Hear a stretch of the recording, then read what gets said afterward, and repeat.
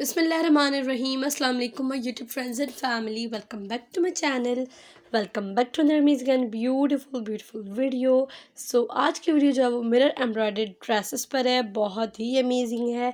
नेक पर भी काम है, दामन पर भी काम है, स्लीव्स पर भी काम है और इन काम को जो है वो आप लोग ऊपर नीचे भी कर सकते हैं। कि आप लोग कुछ अगर स्किप करवाते हैं तो वो भी आप लोग की अपनी चॉइस है, लेकिन एम्ब्रॉयडरी का आइडिया बड़ा ज़बरदस्त है। आज की वीडियो में डिज़ाइन बड़े ज़बरदस्त हैं। आप लोग जो है वो इनका स्लीव्स का भी डिज़ाइन उठा सकते हैं, जस्ट ऑन स्लीव्स पर भी काम करवा सकते हैं, नेक पर काम करवाएं तो भी करवा सकते हैं। आप लोग जो है वो एम्ब्रॉयडरी अपने मुताबिक रखवा सकते हैं। डिज़ाइंस जो है वो आप लोग देख लग सकते हैं कितने प्यारे ज़बरदस्त है। इनके नेक पर भी मिरर का काम है, इनके स्लीव्स पर भी काम है। इस ड्रेस की कंप्लीट वीडियो आपको मेरे चैनल पर मिल जाएगी जिन लोगों ने नहीं देखी। So kindly go and watch this video. इसका भी बड़ा ही ज़बरदस्त काम हमने किया था। कंप्लीट वीडियो है मेरे चैनल पर। दो तरह के ड्रेसेस हैं इस डिज़ाइन में, एक तो जस्ट नेक पर एम्ब्रॉयडरी है एंड दूसरा जो ड्रेस है उसके स्लीव्स पर भी काम है एग्जैक्ट इसी तरह का। तो दोनों ड्रेसेस जो है वो थोड़े डिफरेंट भी हैं और दोनों ही जो है वो अच्छे और खूबसूरत भी हैं।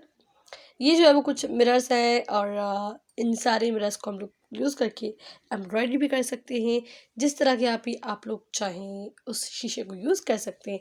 बेबी गर्ल्स के ड्रेसेस पर लगा रहे हैं तो आप कोशिश करिए छोटा शीशा यूज़ करें, और बड़ी बच्चों के आप बना रहे हैं तो शीशा आप लोग बड़ा यूज़ कर सकते हैं। This is for the I think so 13 to 14 year baby girl, 13 to 14 years baby girl, और इसका ड्रेस है ये भी बहुत ही प्यारा एंड खूबसूरत था। इसकी भी कंप्लीट वीडियो आपको मेरे चैनल पर मिल जाएगी। आप लोग वीडियो को एंजॉय करें। मैं मिलती हूँ आपसे एक नेक्स्ट वीडियो में। उम्मीद करती हूँ आपको मेरी वीडियो पसंद आएगी। अगर पसंद आए तो प्लीज़ इस वीडियो को लाइक कर दीजिएगा। मेरे चैनल को सब्सक्राइब करके बेल आइकन बटन क्लिक कर दें ताकि इस तरह काम आने वाले वीडियोज़ का नोटिफिकेशन आपको मिल सके।